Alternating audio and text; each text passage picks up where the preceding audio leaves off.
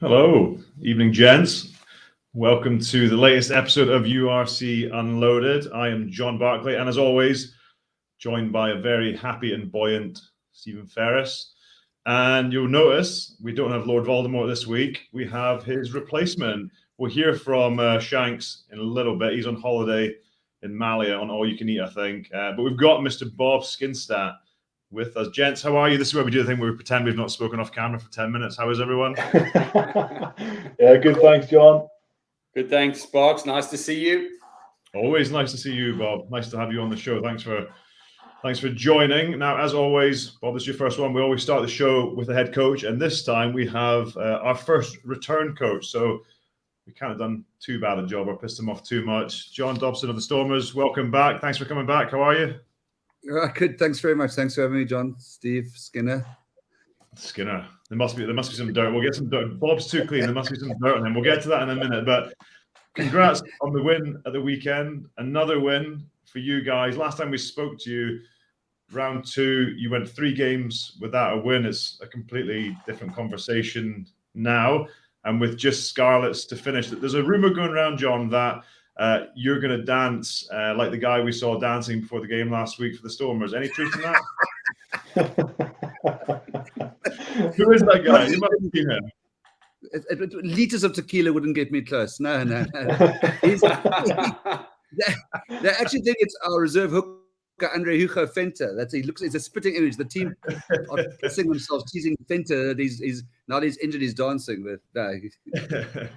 Yeah, we love that. But back to the rugby, great win at the weekend. Can you put? It's maybe a hard one to answer, and it's quite a big question to start with. But what's been the change from when we last spoke? Obviously, you've got the internationals back since then, and you've got a grip on the competition, and you've played at home. Is there anything else over and above that change for you? Yeah, look, Bob would have a better appreciation, but we're a big union. It's a massive. We've got 112 clubs that make up this union. There's a lot of what we call politics, and we've been placed under administration. Literally, the time I spoke to you last time was when it was happening. So, we were always in the newspapers for the wrong reason, and that's been a massive change for us, that we've got no sort of off the field or political or other issues. We're under administration by South African Rugby. So maybe it's being a bit exposing myself a bit, but that's been a massive difference, that I could focus on the team. The team probably don't want that, but I've been able to coach the team, and I think we just, I think what did make a difference was the weather and coming home, and if you've got a fixture that says 7 away home games in a row, it's really comfortable in terms of building. And you saw what's happened with the Bulls. It's not a coincidence. We're not unique in that. The Sharks lost to you Scots in a monsoon. But it has helped. It has helped a lot. And also, I think the those refereeing issues that we were complaining about so viciously and probably overreactedly back in October sort of leveled themselves out a bit. The hermaphrodites are coming south. No, the referees are coming south now. So we've had to work with them quite a bit more, and it's actually, I was joking. That's sort of that really we're not having the same sort of, maybe because you're winning you don't complain as much, but yeah, I think the off the field stuff and just getting used to the tournament and the home run are probably the factors. And well, it's just moving forward. Then obviously you spoke. I don't know what the fixture list will look like last year. It's been disrupted even this year. What are the kind of key lessons and what's the stuff you will learn? Because it looks like all the South African teams, of course, love playing at home, and in particular the guy like yourselves and other guys that play at altitude. I know you guys are at sea level, but how do you prepare for next year? Because every single South African team started slowly, and we're seeing now the quality with the dry ball, the referee interpretations like you touched on. Is there preparation you can take on? Is that just going to be part of the competition? You think that the South African teams might be slower away in the UK and they'll go away and be great at home? Yeah. Look, I mean, if I say we're loving this tournament, I'll be understating it. It's absolutely a fantastic tournament, and we are getting to grips with it. And you can see that people are getting visibly more enthused with it. Just the spectator numbers are starting to come back. We're starting to know what teams like the Ospreys, if you heard of what the Ospreys are, because they weren't brands in South Africa before, like the Crusaders. So there's a huge upswing of love in the tournament that we're absolutely loving. And it's brilliant. I think as regards the preparation, I don't think we'll do a 4-week tour to start. I assume not. I assume that was COVID. We'll probably do, I'd imagine, 3 2-week trips. And that'll break up this home run, which will give, which sort of make things a bit fairer for both the North. If we're both all making 2-week trips, I think it'd be fairer for both the northern teams and the southern and us. I think where we're going to get a big, big challenge next year is that suddenly we're going to take part in European competitions. Now, which is also unfair and not unfair. It's just the product of the, Leinster, we go off on a bye week and drink beer for a week now. They go and play Leicester away in a European Cup quarterfinal. So that's what Leo Cullum has referred to as the ball on two fronts. That I think is going to be a big adjuster for us. I think what would also come right is the international stuff. Is we will have our internationals because the players aren't going to be COVID bubbled as strictly, because our guys went from the British Lions tour onto Rugby Championship. But we didn't see the Springboks from June, pretty much, in the Lions thing up until January. But now they'll be released. The guys are not in the match day 23. I'd imagine if South Africa playing at home will play for South Africa, and they won't be locked up for as long as before. So hopefully the and likewise the use of the internationals won't be so stark and divided as it was this season. So that's, I think, we'll sort of fair up the sort of run we had of bad luck and then good luck. John, just on, I'm sure you had, expectations and what you visualized the URC to be, looking like for the season ahead before you actually entered it. But now that you're coming to the end of the season, you've experienced home and away fixtures, you've experienced the teams, the quality. Has it met your expectations or has it exceeded it? Yeah, I think Stephen, the short answer is exceeded it. As I say, we've got some education, but jeepers, in terms of the quality of rugby, the opposition, the experience. I mean, we went into Treviso in our first game. I mean, all we knew about Benetton was it's the nun kissing the priest in the advert or something. It wasn't. We didn't know anything about this tournament and what we were in for, and it's just, these teams are so well coached, good players. It's a high level of rugby. And no, we're loving it. It's exceeded expectation. As I say, I think our challenge will get harder. We won't have this run of home games now, and as I said, we'll have some other wars to fight as well. But exceeding it definitely. Awesome, John. Just on Europe, you touched on it there. You're loving the URC. I mean, I'm guessing the guys in South Africa, I know, having played in New Zealand and toured Australia, they all watch the Heineken Cup or whatever it was, in whatever format it is. This must be something your guys must be super excited about. Yeah, look, I think we're pretty apprehensive now. We set ourselves as goal to try and qualify for it, which three of the South African teams have qualified for the Champions League, whatever. But now we have to prepare for it because I'm not sure we've got you saw what Leinster did down here now. I mean, they came with very much an academy team, took us and the Sharks within 4 points or 7 points on both games. And I'm not sure we can do that now. But yeah, just the idea of playing, even the teams who play in the URC and the Champions League or having to lose land in Cape Town, we'll sell out that stadium. And it's a great stadium. As Bob hosts a tournament there. But it's a great stadium. And So, I think the appetite, it's going to be wonders for the rugby industry here. Summer rugby, imagine in Cape Town in December, the height of summer, having Saracens or Leinster in the Cape. It'll be a massive rugby experience. Dobber, I've been at pains to explain, and the guys are actually fantastic in terms of understanding. For me, just give us sort of a view of this. I mean, you and I lived through a period where South Africa was in sporting isolation.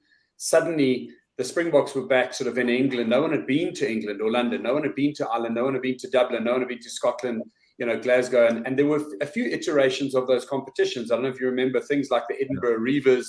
In those days, we sort of played midweek games against them. It's taken a while to settle. We've done Super Rugby, which in Super 10 and Super 12, I think was a better iteration of that than the huge Super Rugby, what it became.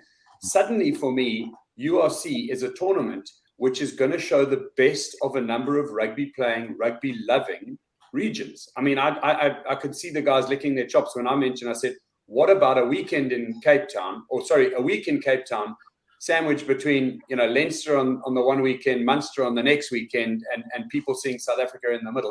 That's where I think the administrators or the URC leadership have got it right. They've seen quite far into the future here, and they've said, actually, if we can just, give a bad night's sleep, if you want, to the South African players as the one sort of overnight trip, then we can really integrate them here. And I'm seeing that working quite quickly. I'm just delighted that you guys have come through a difficult COVID-related season, also a Currie Cup-related season where you've had sort of midweek competitions that weren't agreed on beforehand and players having to go and play that. Now the big focus would be on stamping your own mark on whatever this the Champions Cup becomes named in the future. And I think just as a coach, having lived through both of those, maybe just give a feeling how that affects the players and how they feel about being part of that. Yeah, look, I think it's very similar. That last year was very similar to that tour we went on. All of us was very similar to, I think, how South Africans felt when we got readmitted to rugby. We felt we were out of our depth, confused what was going on, confused with the refereeing. I think we thought everybody viewed us as COVID carrying Africans, and we were Yarpies and thugs and hopeless at rugby, and it felt like we were really like back to our old back against the wall isolationist thing. But that's changed quite dramatically over the season, and I think the players. Look, I know to man, Bob, the players, they love the tournament. We do have a little bit of a Leinster, Munster, even John, the Scottish team, they sort of known here, probably from what Bob was saying, like Edinburgh, that's known. We do have some, OSPREYS or that sort of thing, or ZEBRE. We have got a little bit of education to do because we're used to the Hurricanes and the Waratahs. But it's changing hell of a fast. Just walking around Cape Town, like, you're lucky to beat Leinster B and wait till the real Leinster and all this sort of stuff. If you can't beat their B team at home, what's going to happen to you in their Viva? This is people, our fans, our people telling us. So listen, John, I got beat off Leinster B more times than I can count, so there's no shame in that. At least you beat them. Yeah, but the players are super. They're super pumped.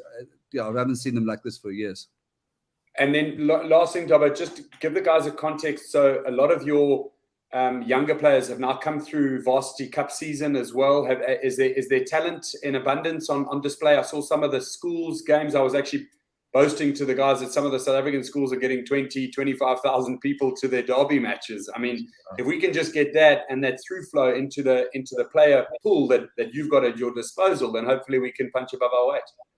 Yeah, I think our question is just to administer and coach and process those players. I mean, like, there was a game on Monday night at 7:00, which is a bank holiday here, up in Kimberley between two schools, and the crowd, you couldn't have fitted a sardine. It was probably 12 or 13,000 up at the VODACOM festival. And that was the last game that started 7:00 in the morning. I think in the Western Cape, the broader Western Cape, we probably produce probably the best rugby talent in the world. I think we got 10 of the top 15 top 20 schools in South Africa. Sorry, 10, that's Irish. 10 of the top 15, top 10, I get it right. 10 of the 15 top schools in South Africa. There'll be these schools that produce 8 2-meter locks this year, and probably our reflection that, and Bob, you remember this from your day, we've actually got to get better at managing and coaching those players, because then it's scary what South Africa and even our region here is capable of.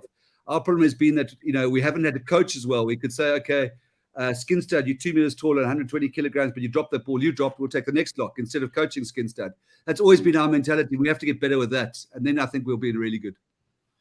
Yeah, I think you must be doing a lot right, John. I look through your team, and I'm not just saying this because you're here. You can listen if you want to listen back to the commentary. I genuinely like watching the South African teams, in particular the Stormers, the way you play the game. You go through the team, it feels like you might end up being a victim of your own successes with the guys, young guys who are either fringe Springboks or uncapped at the moment. And when I look at them, I'm wondering how are they not in the Springboks every week? So that might be the next challenge potentially. But looking ahead to the Scarlets, last league game, last trip over here, potentially. Bob mentioned to me potentially if you get a semi-final, home quarter-final over in South Africa, that must be potentially stadium full. The impact that's going to have on the tournament and on the outcome of those games is going to be huge. Look, I think you read right, John. I've got no doubt. Us in a quarterfinal at home is a full, whatever the government regulation is. Then maybe it's 100%, maybe 70%, whatever it is. You won't. You can just sense. I promise you, if you're on the ground here, the upwelling. We'll sell out whatever we're allowed to sell. And I actually think it'd be really good for the tournament if one of the South African teams makes a home semi. I know it's not good for the Irish because it'll mean Munster would be the team that fell out. But us or Sharks made a home semi, and there's a lot of ifs to that. I think it'd be fantastic for South African rugby. If you have a Sharks or Stormers, Munster and thing, and Leinster playing over there, playing in the other set, it would be really good for the URC's sort of foothold in South Africa. So, look, for us to get that home semi, obviously you've got to win a quarterfinal, but we've got to beat the Scarlets, I think, to get a home quarter. And then I think if we want to get a home semi, we've got to get 5 and hope Munster lose to Leinster, and obviously the Sharks don't get 5. So there are quite a few possible variations there. But I think it'd be great for the tournament if the South African team hosted a semi-final. Listen, we're all hoping so. We're going to try and push Premier to fly us over there if you guys get a home semis. So if anyone's watching, someone can do us a favour.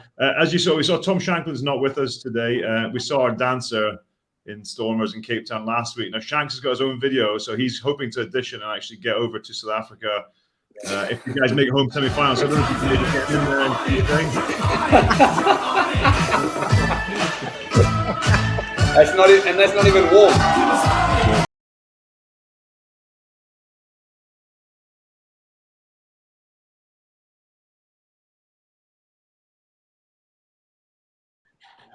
Outstanding. John, I'll give you an absolute promise. If we make it and you guys come to, I'll make sure that DHL put him on the field before the game with that return. Oh, there we go. We got a deal. There we go. Perfect. There we go. Some text messages will be flying very quickly after this. John, listen, thanks so much. We've taken up a bit more of your time than we would have liked. I know you're busy. You've got a big game this weekend. Good luck against the Scarlets. Good luck for the rest of the season. Hopefully, we'll see you over in Cape Town with Shanklin in a few weeks' time. Cheers, John. Thanks for your time. Cheers, John. Cheers, Dave. Nice to see you. Cheers. Good to see you. John Dobson.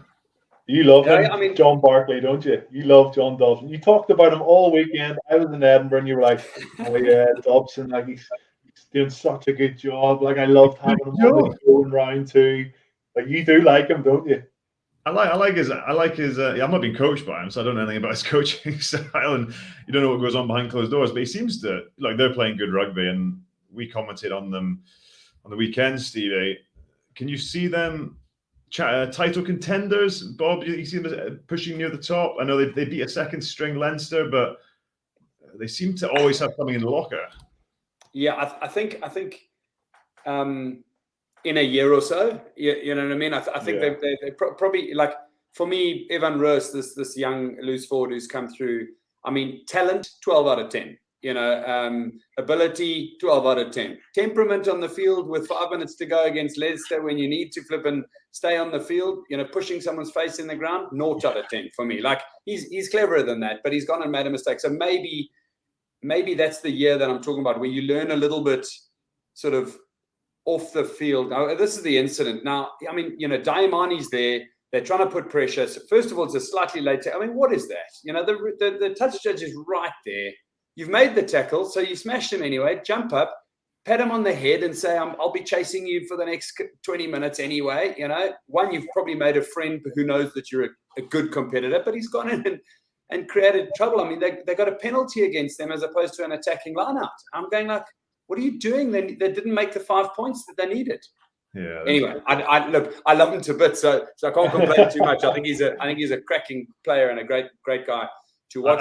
I stick to what I said, John. I think they are definitely good enough. I'm not sure that they're going to, dominate a tournament like this. Certainly not with the quality that Leinster have got and Ulster have got and Munster have got, etc. But you know, they're not a bad option. I mean, the speed, the power, the pace that these guys can turn on. I was just a little bit disappointed that in the last 2 games they've been absolutely a team of 2 halves. You know, we watched them Edinburgh at home.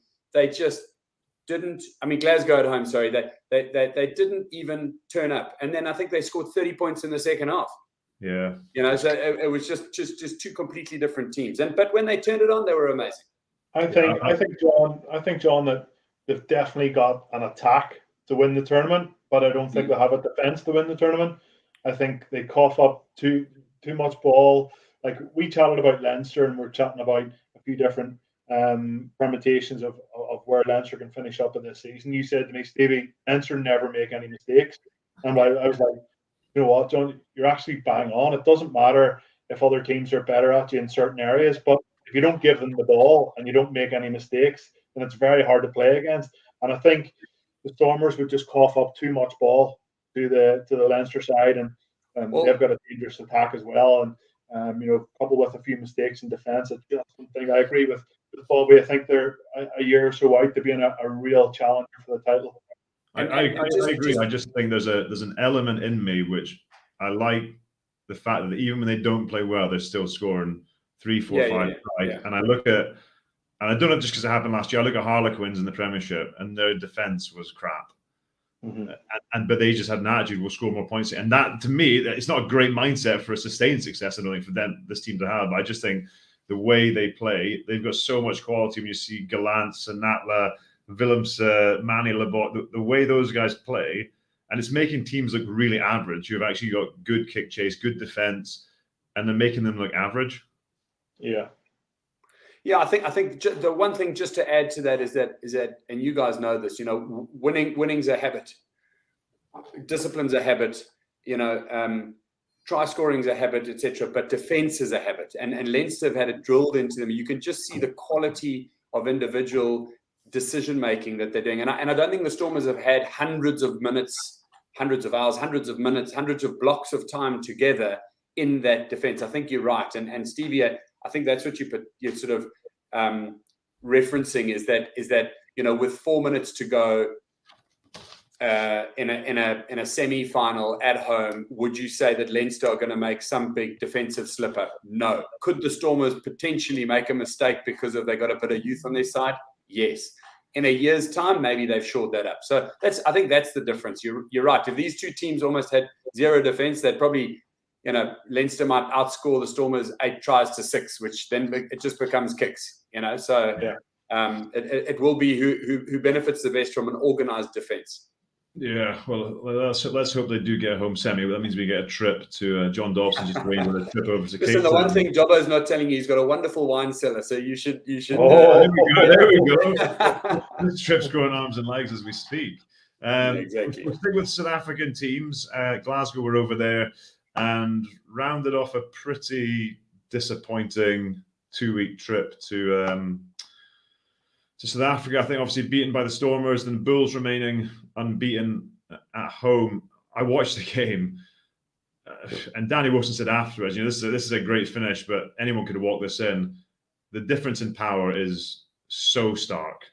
Like, they don't play again, and I don't know if you think, Bob, that the Stormers, the Bulls would be the most powerful team at the moment potentially, but certainly when you look at their scrum and the way that the ball carriers and Glasgow aren't the biggest of teams, but he just admitted is that they couldn't live up to that power. Yeah, look, the South African teams, I will admit, over the last 5 or 6 years, besides the Springboks at the top end, the South African teams, with this confusion of where they're playing in Super Rugby and that kind of, they've sort of taken off a little bit of the physical edge, and other teams have sort of caught them. And you've got these, look at England's 5 or 6 loose forwards who are all 120 kilos and all fast enough. You could pick any one of them. But suddenly, I think there's something brewing. We know that in the middle of the Free State, there's got to be something in the water or the soil, because you've got everyone from Oosterrand to Francis Steyn and everybody in between who comes from that little pocket of land. So maybe the Millies are adopted from hundreds of years ago. I'm not sure, but those guys are massive. And then the Bulls have got a huge influx of boarding school and farming stock guys who come through, and they are just massive, and they're getting bigger and bigger. Now the Bulls, I saw an announcement the other day, and well done to them. I think they hold every trophy in South African rugby age group at the moment for the first time ever. So they've got the Currie Cup champions, they've got the domestic championship at university level, under 19, under 17, I think under 21 and C. So now they've got a pool of players coming through. They've even got Jake White bringing players back from overseas. So there's got to be something that they're planning for the long term. So I think with a big rest, they'll be a tough side to beat if they make it through to a home semi. If not, they'll be a good travelling challenge for anybody. And John, you said to me at the start of the season when Glasgow really put up the Ulster in the very first game that you maybe seen Glasgow challenging for the URC. What's your thoughts after them, getting physically dominated by a big Dole side who they could potentially face again? Are you of the same opinion, or has that slightly changed over the last few weeks? Yeah, it's definitely changed. I think Glasgow and Edinburgh started the season really well. And I did remember Glasgow gave the Sharks a hiding, at home early on. Like Glasgow have got a good team. The question has always been about power. It always will be. You're talking about these lumps that they're producing. We don't have the same region in Scotland that produces men of this kind of size and shape, and they find ways around it. But the asterisk on both their seasons was always the fact that they hadn't had the Irish teams yet. and they'd had a great run, but they hadn't played Munster, they hadn't played Munster away, they hadn't played Leinster away, Ulster away, they hadn't been across to altitude. Now they played the Bulls at altitude. I think that most teams are going to struggle there.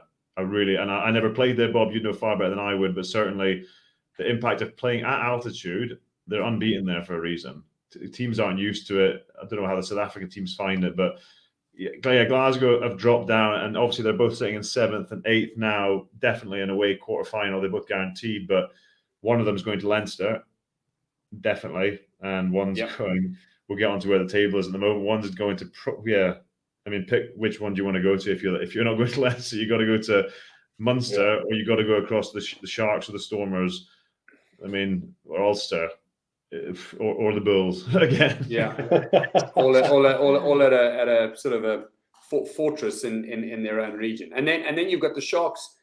You know, the season's been broken up a little bit. The Sharks have got Lucanio Am coming back from Japan. He's only played 6 games. He was man of the match in 4 of the 6, and he's coming back to play. You know, probably best 2 or 3 outside centers in the world, I would say, just to shore up a backline before a difficult match. So. Yeah, you don't want to be heading away for that quarterfinal. You're right. No, we do, but they don't. I don't think. We touched into the Scottish sides quickly there. We were there, Stevie. You were almost in tears at the end. You were so happy. I'd never seen you that happy. Ulster, I backed the Edinburgh boys to go unbeaten to the end of the season, and they only made it to week 2. I mean, we were there. It wasn't the best conditions. It was a weird game with the number of injuries and players coming off and going back on. It's strange, but Ulster scored this try when Edinburgh were down a man. I think they bullied Edinburgh up front for the first 60 minutes. They're a man down, and they hammered them in the drive, and then really well worked try. And after this, the weather came in. Yeah, John, it was a real difficult game to commentate on, because we didn't know who was on the pitch or who was coming off. But this was a brilliant try. You can see Stuart Murray actually services the previous ruck. And then when he gets into the ruck, the next one, he bounces out straight away and gets into first receiver, and then puts Rob Balogun in the corner. And we didn't see enough of that from Ulster in the game. I'm sure you're going to talk about it, but Edinburgh could have been 21-0 up inside the first 15 or 20 minutes. And it could have been a completely different story. And Ulster could have lost the game by 30 or 40 points. But they didn't. They hung in there, and that's what good sides do. I think Ulster had Edinburgh under the pump, especially come line out and come maul time. I know this is an incident here. We're going to see it. Is this a yellow card, John? Yeah, it comes back for the yellow. Yeah, but back for the yellow. This is just another line break here. Little ball over the top, and then look at the options he has. 2 options in the inside. They're going underneath the sticks. Past that one, they're going in the corner. Just making the wrong decisions at the wrong time, and it's easily fixed though for Edinburgh.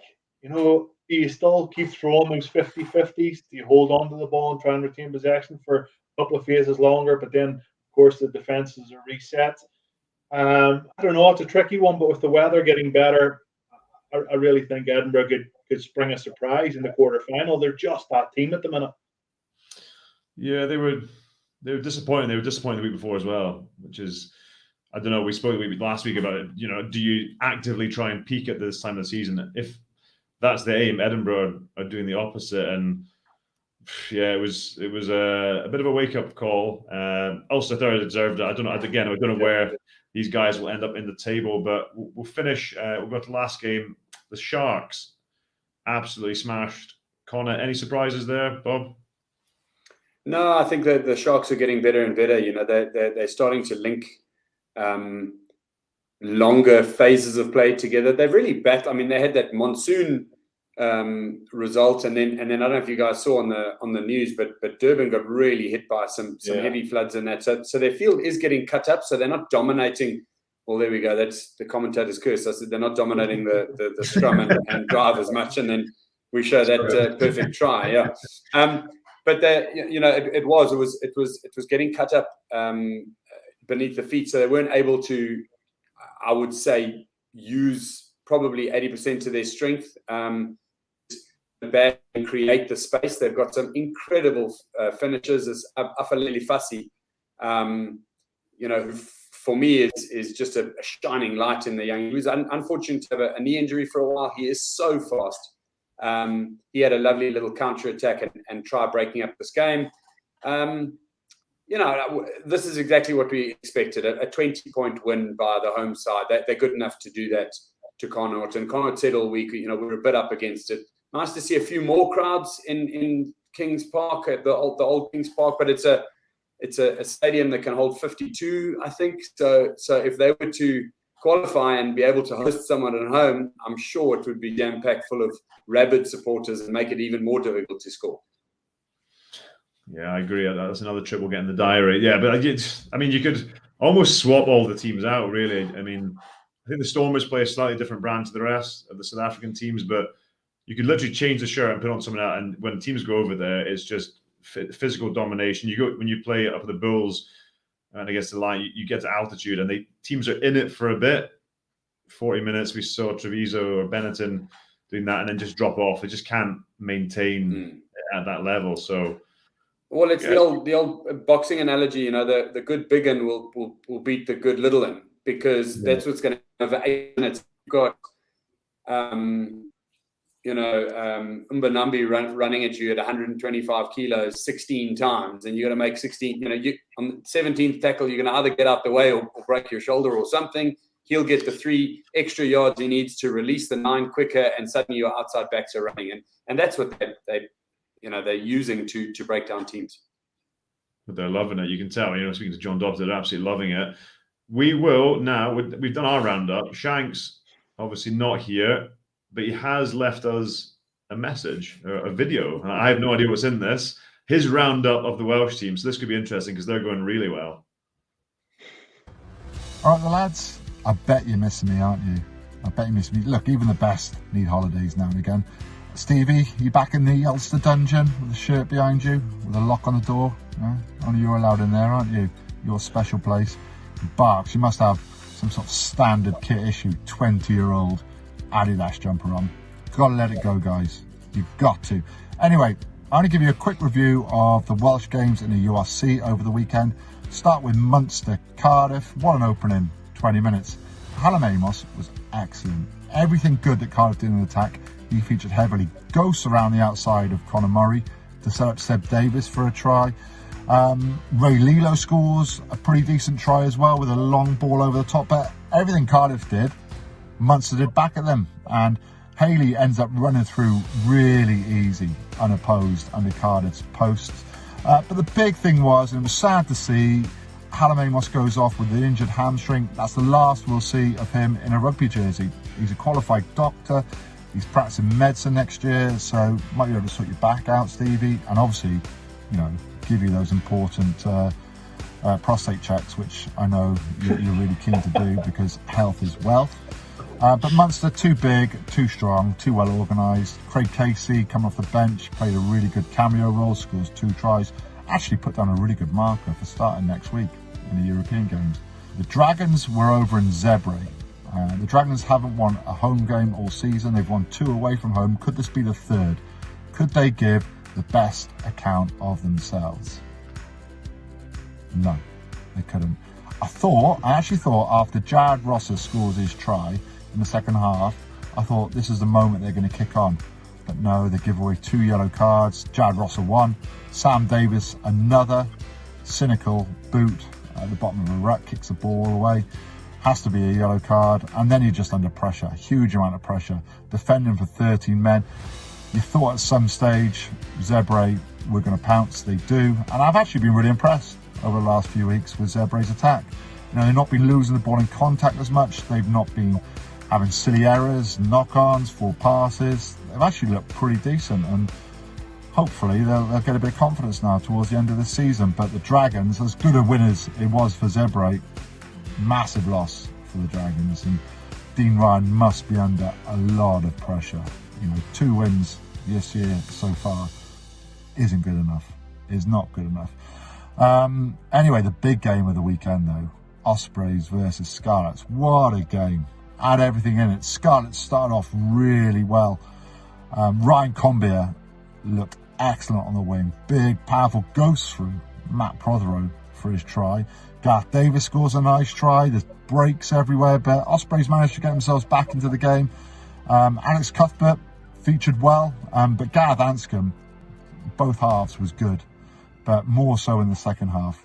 I think it's his best game we've seen him play. Now the Ospreys were down by 10 points at half-time, and you thought momentum was with the Scarlets, but no, it wasn't. Corey Baldwin gets yellow carded, and then the Ospreys just pounced. 3 tries during that period.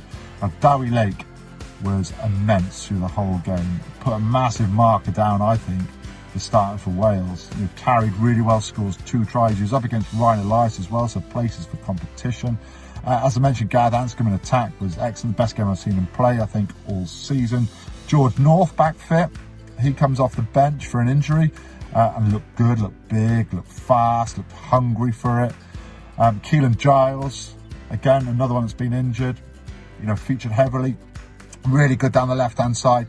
I thought at one stage he was going to pass it inside to George North. He doesn't, keeps holding the ball, ends up feeding Michael Collins, who goes under the post. But Ospreys were just too strong up front, too good in the line-out, too good in the scrum. So a disappointing end really for the Scarlets, but what a great win for the Ospreys. Best I've seen in attack all season, and the Shield is up for grabs. Won't finish top 8 now, I don't think, any Welsh region, but to finish top of the Shield, to qualify for the top tier European competition, that's what we've got to play for.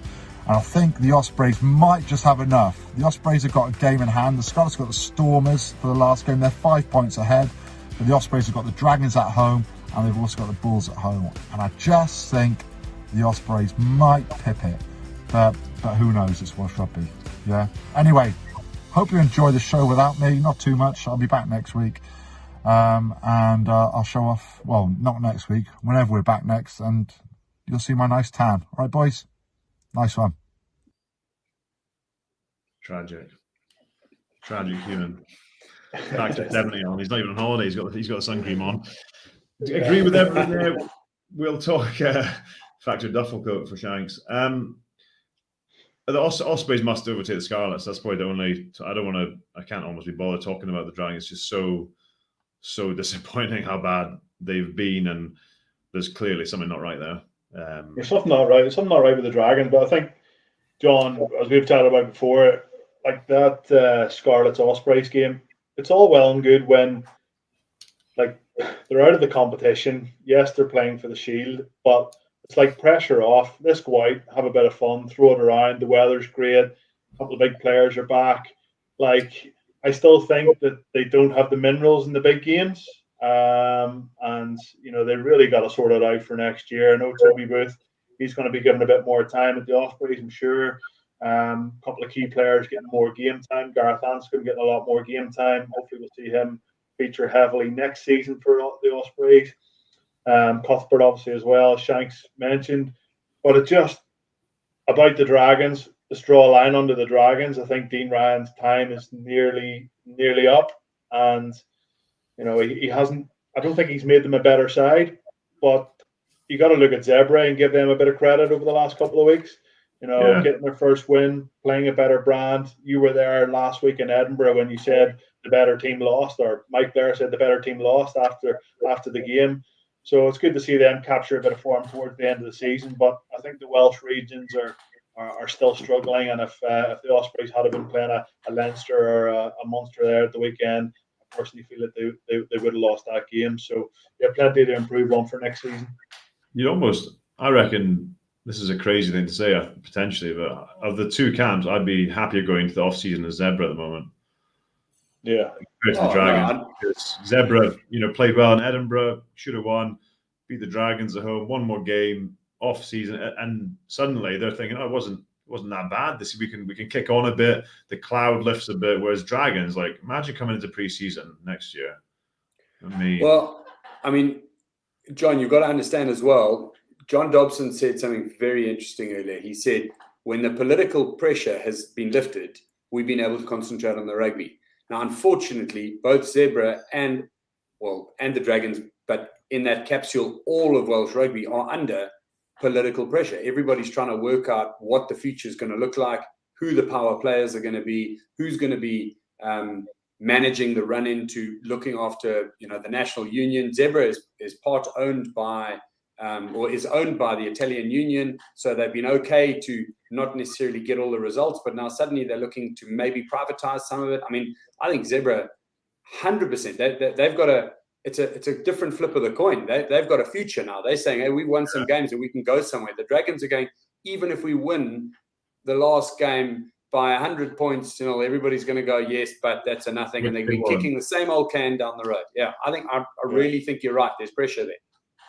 Yeah, like we could sit and moan about the Dragons all day. We'll move on quickly just to who we think is going to be in your top 4. Now, Munster still not guaranteed top 4 rugby. You look at the table, Leinster 62, Munster 56, Sharks 56, Stormers 56, Ulster 55, and the Bulls on 53 can still all technically go through.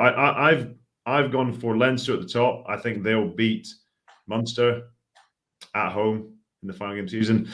I put the Stormers second, given that they've got to play Scarlet. I think they'll get 5 points at Scarlets. They'll take them to 61, and then I think Steve, you won't like this. I think the Sharks will beat Ulster. You're going to disagree. Yeah, I think so. Up to 60 points, and then Munster, I think, will lose, but they'll stick on 56 points. So that'll be my top 4. Stevie, what you got? Ulster top?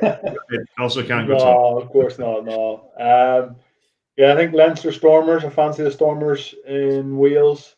I do fancy Ulster to beat the Sharks. Will that be enough to get them into the top 4?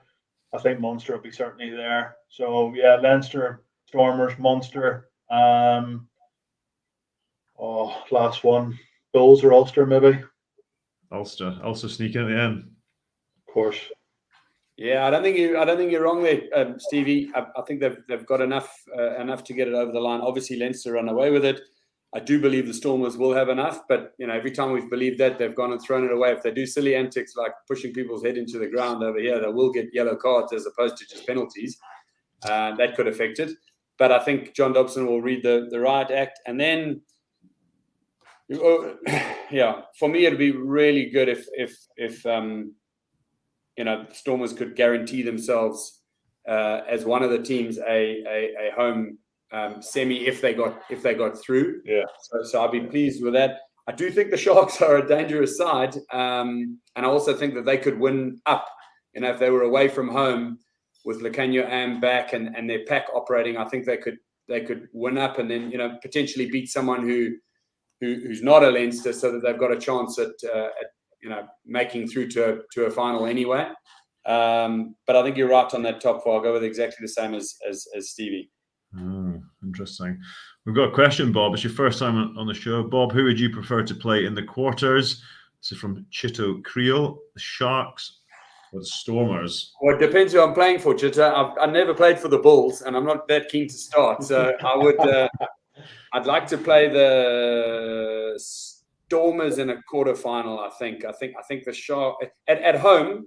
I would prefer to play the Stormers right now. I just think the Sharks are with. I've got a lot of respect for Lecanio Am, Sia Khaleesi. These guys, they're good at chasing silverware, and they know what it takes to win. So you got one of them in your pack and one of them in the back line. That'd be tough to beat today. There we go. Move on. A few more sections to go through, lads. Rants of the week. Anyone got one?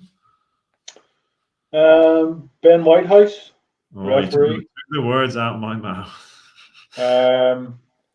Yeah, I'm not sure if you watched or seen any of the game, Bob, but we all like a referee that can be vocal and can be, say the right things at the right time. And, instead of just penalising somebody, number 6, roll away, get back on side, you don't mind that kind of chat. First of all, Ben Whitehouse was so whistle happy, like by pernigity, and didn't like any players talking to him. It was like walking up to the line out and the hooker was going to get the ball, and he was turning around to the loose head prop who was at the front and going, by the way, you can actually close the gap if you want. It's a meter, but if you want to make it a little bit smaller, you can do that. And the loose head prop, whoever it was looking at him going, what have you been spoken yet? And then obviously the chat, John, that you sort of you didn't like his tone of voice either to the medical staff for strapping up.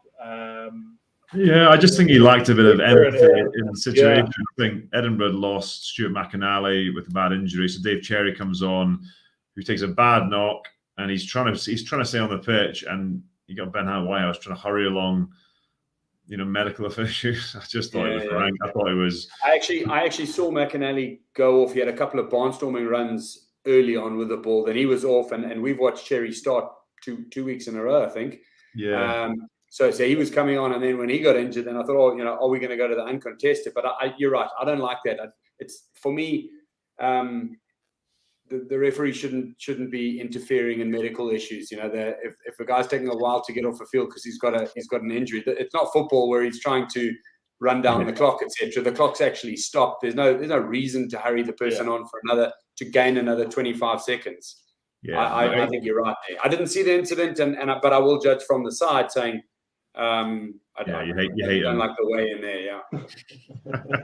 No, I think I like Ben Whitehouse. He's backpedaling now. That's not what he told me after the game. No, I just think he got it wrong. I think he got the game wrong, and that was kind of high. I had one rant, but then we've kind of covered it already. Was just Evan Ruas's push in the face. I think that's just rotten behavior. I think it's rank behavior. But we've touched on that anyway, so we won't dwell on that for too long.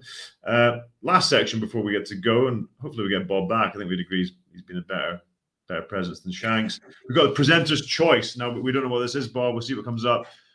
Your number one pick in the URC draft. So I assume that means you could pick any player. We're going to go for that. Was Shanks actually any good? No. Coach outside of rugby you would like to play under? Bob, it's your first time. You can choose. I'm going to hand over my rights to choose. What do I get to choose? I get to choose one, or must I answer all three? You can choose. Well, you can do whatever you want. It's your turn to shine. My turn to shine. Okay, number one pick in a URC draft. What does that mean? Of the players outside of the URC that are coming in, or in the? I think any player in the URC that you would want in your team. Oh wow! Okay. Is that right? Is that right? I'd say so. Yeah, just pick your best player essentially. Yeah. Who's going to? Let's just change it. Rubbish by the producers. Gad, that's crap. Who's going to get player of the year? Let's just go for that. That's an easier one. URC. Oh, well, let's do. Okay, so I think Evan Roos for newbie of the year, whatever we call them, youngster of the year, and then he's been gone. Am is very good. Khaleesi's been very good. I think. Sure, but it's actually quite a tough one. And of course, I've got a South African bias in it. So let's go Mbonambi, because he's a ball carrier. He's getting over the advantage line. He's not making a lot of mistakes. And I'd really like to see him rampaging around the middle of France about September next year. I'd agree with your young player, and it's kind of a Scottish bias because apparently he's Scottish in a few months. Jack Dempsey, I forgot his name for a second. I think he's been just. I know Glasgow slid down the table, but plays almost every minute of every game. Pierre Schoon would be in that same bracket, but not as impactful, just being so good. And then we've got somebody I was going to mention, Gallant. This is Vic, no last name, Vic. No picture. URC Player of the Year. Labot. We're getting a real South African influence here. Bob told all his mates to come on today. There we go. Dion Fourie. They're all on. Stevie, anyone you'd add? You've thrown an Ulsterman. If there was one player that I'd love to see in an Ulster jersey that I think would make them real title contenders, I think like Manny Labok playing in an Ulster jersey with Stuart McCluskey, James Hume, Balakoon, Stockdale to come back in. Like, I think he'd be quality for us. You know what's amazing about this tournament, and I know we've mentioned it a few times, but 10 years ago to come over and to play for Ulster as a South African, obviously it's an aspirant thing that you want to do, but you would come over, you would give up 35-degree heat. dry pitches, you know, ability to run, all those kind of things, and you would come and you would grind it out for Ulster. And a couple did, you know, Stephen Blanches of the world, and there are a lot of guys who came over and made a big impact. But now you come over and you play in the URC, you don't have to give up all of it. You've still got, you know, 50% of the time you're going to be playing competitively in a tournament in running rugby environment, which makes a big difference. You know, you go to Glasgow now, the surface is absolutely outstanding for running rugby. You know, it doesn't matter if there's a bit of rain, it doesn't matter. So I really think it's, what a great call, you know, a guy like Marnie Libok, who's just got, he's going to run forever, and he's got an amazing control of the game, etc. He's a probably also contender for Youngster of the Year, but he doesn't have to now give up sunshine and dry pitches for something different, you know, and I think that would be a big factor for them potentially moving over. Maybe it's a good thing for the future. A bit of big news possibly, lads. I heard it during the week that the Kingspan Stadium might have a plastic pitch next season. So be interesting now, very interesting.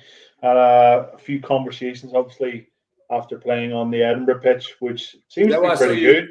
You registered Ferris instant lawns and 5G pitches. Have you been on Company's House again, Bob? Get off Company's House. Embezzling funds here. This is a stinking plug here, isn't it? We're going to shut this off before it happens. I don't know how much that would change to you. They've got decent. The track's pretty good. It used to be horrible back in the day. It's been tough. It's been tough this last. Again, a few changes. Ground staff have left. A lot of matches and like schools matches and stuff are being played on it, and then obviously the women's game now becoming a much more of a vocal point in Northern Ireland and Ulster. So there's been a lot of games on it as well. Club games being played. So it's not like the first 4 or 5 months of the season. It's the last 3 months when you actually want your pitch where it's at its worst. So I think they take it all out, get a plastic pitch in. I think it would suit Ulster as well. We shall see. Well, that's all we have time for. Hold on. Tom Shanklin, not even going to entertain that. Is Stevie Ferris in the movie Alice in Wonderland? It does look like you're in a tiny hat. What kind of sad sack is on his holiday? Go away. If you had to each play I know, like, this is a good question, actually. I'll give Shank that first. Yeah. Now go back and spend time with your family. If you had to play a game tomorrow, realistically, how long do you think you could last? Now, I spoke to Edinburgh lads last week, and they said to me, you know, you never did it, Bob, or I don't think you did it, Stevie, the 1.2, the fitness test, or the equivalent of so if you do it under 5 minutes, you know, 22 back, 40 meters back, 60 meters back, 5 times. The Bronco. The Bronco, yeah. Yeah, Bronco, yeah. And I said, I reckon I would, in my peak, I could do it in 4 minutes, you know, 45. I reckon I'd be 7 minutes now. Easily. Bob, you don't eat, so I think I've never seen Bob eat a mouthful of food. So just coffee and red 3.5 minutes. Yeah. No. I'd be okay with the running. You know where I wouldn't last 1 minute is in the physical. I break. The contact. I mean, I wrestled with my 14-year-old son, and I've almost dislocated my shoulder. So you can imagine 115 kilo loose forward. I'd be dead. Yeah, Stevie, you've got no back, so you'd be out running. But I would probably last 80 minutes because I would just walk around. I can't run, so I just walk. Do you reckon you could still tackle people? No. Oh, yeah, come on, Stevie, easily. I would just like throw myself in the way of somebody. But like, that's a good question, like, because I think I would have to like go and like learn tackle technique again, like how to properly tackle. Like I've been out. You forget you forget how much harder and more impactful all the muscles in that are if you're doing it grind in and out. I stretch for golf now and I squeak like a baby. I mean, it's ridiculous. Yeah. You know, and then these guys get 5-6 tackles in a row and then jump up and So now I'd be running for the hills. Don't tell too many people that. No, I hurt my neck. I jammed my neck about a few months ago painting, and then couldn't lift my arm for the best part of 3 months. So probably the signs aren't great. Painting a house or a portrait? Self-portrait. No. Naked photo. No. Before Shank sends in any more questions, Bob, thanks for joining us. It's always a pleasure. Thanks, guys. To speak to you, Stevie. Same as always. There is a couple games this weekend which you can see on Premier Sports. And we'll be back after round 18. And who knows, we may have Mr. Skinstad back. See you soon. you.